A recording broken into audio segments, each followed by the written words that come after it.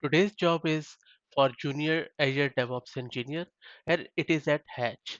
Hatch is a new startup in Australia where Australia's top employers and motivated early career people find each other based on what matters, which is their aspirations and the requirements by the companies. It is already being used by Qantas, Afterpay, Canva, Woolworths, and various other companies. Now, this job is based in Sydney, Australia. It works on hybrid model, and as it's a junior DevOps role, so if you know the basic concepts of cloud and if you are aware of Azure infrastructure and you have done some sort of testing and a bit of scripting and automation, you should be good to go.